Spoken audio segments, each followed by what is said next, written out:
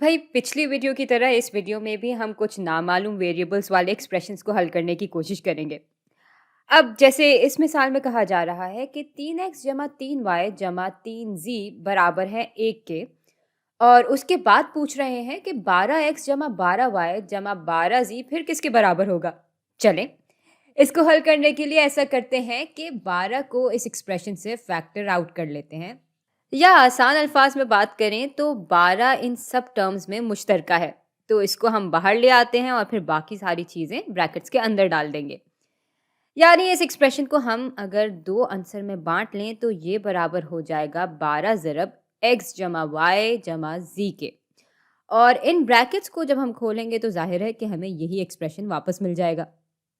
अच्छा, ये अमल तो हमने कर लिया, लेकिन हमें x जमा वाई जमा जी की कदर तो मालूम ही नहीं है।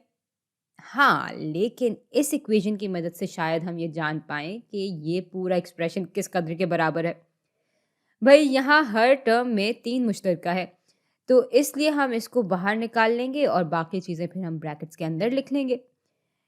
ये 3 फिर बाहर आ गया और फिर ब्रैकेट्स में आ जाएँगे x जमा y जमा z, और ये पूरी चीज़ बराबर होगी 1 के। तो भई यूँ हमने इस एक्सप्रेशन को भी 2 अनासिर में बाँट लिया है। और अब ये जानने के लिए कि x जमा वाई जमा जी की कुल कदर क्या होगी, हमें इस एक्सप्रेशन को अलग करना होगा। और इसके लिए हम इस इक्वेशन के दोनों हिस्सों को 3 से तकसीम कर देंगे।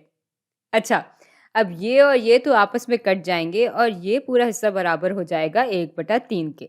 यानी x जमा वाई जमा जी बराबर होते हैं 1/3 के। और अब बस इस पूरी चीज़ की जगह हम 1/3 रख देंगे। तो ये हो जाएगा 12 ज़रब 1/3, और इसको मज़ीद हल किया जाए तो ये 4 के बराबर हो जाता है। चले, इस सवाल के हल होने की खुशी में ज़रा अब एक और सवाल को हल कर लेते हैं।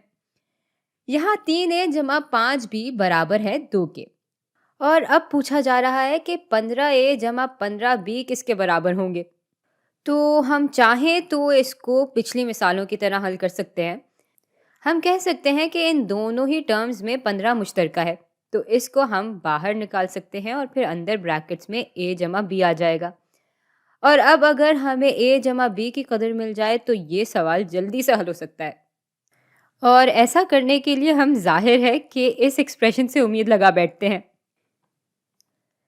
लेकिन भाई यहाँ अगर हम फ़िलहाल ये फ़र्ज़ कर लें कि 3 मुश्तरका आंसर है इन दोनों टर्म्स में, और इसको हम बाहर निकाल लेते हैं, तो फिर फैक्टर होके ये पूरा एक्सप्रेशन कुछ इस तरह का दिखेगा कि 3 को हम ज़रब दे रहे होंगे a जमा 5/3 से।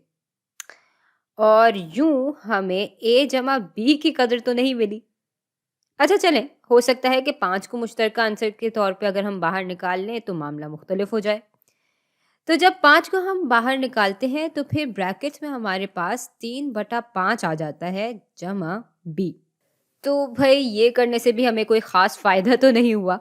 हमें अभी भी a जमा b की कदर नहीं मिली।